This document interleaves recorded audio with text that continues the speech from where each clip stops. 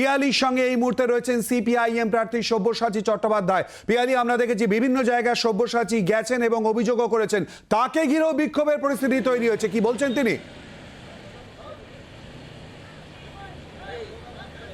একেবারে সরাসরি তার কাছ থেকে জেনে নেব। সব্যসাচী বাবু, আমরা সারাদিন ছিলাম আপনার সঙ্গে, দেখলাম বেশ কয়েক জায়গায় আপনি গেলেন, জমায়েত হয়ে রয়েছে এবং কয়েকটা জায়গায় আপনাকে বিক্ষোভের মুখে পড়তে হলো। সামগ্রিকভাবে কিরকম দেখলেন ভোটচিত্র?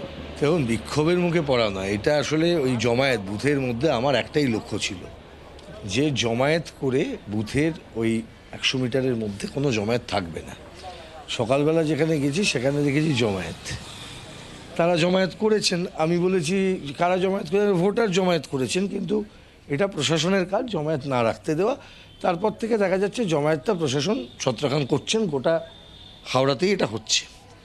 অ্যাজ এ হোল কিছু কিছু জায়গায় জমায়েত করছে, তারপর হচ্ছে। তবে অ্যাজ এ হোল আমি বলবো এখনও পর্যন্ত যা ভোট হয়েছে সেই ভোট অত্যন্ত ভালোভাবেই হচ্ছে।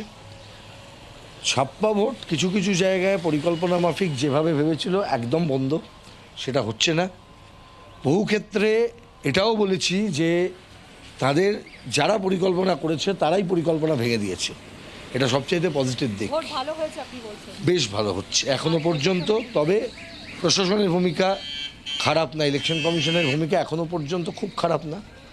তবে হ্যাঁ, যেটা আছে সেটা হচ্ছে যে একটু গড়িমসি কেন্দ্রীয় বাহিনীর আসা যাওয়ার ক্ষেত্রে তো আছেই, সেটা রিকভার করা যাচ্ছে যখন সেখানে আরওর সঙ্গে কথা বলা হচ্ছে বা অবজারভারদের সাথে কথা বলা হচ্ছেন, তারা রেসপন্ড করছেন।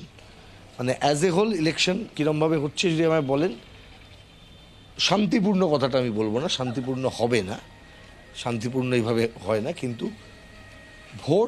ভোট মেকানিজমে এখনও পর্যন্ত আমি বলতে পারি লুটপাট বন্ধ হয়ে গেছে। বাংলার আওয়াজ, বাঙালির আবেগ, জি 24 ঘন্টা।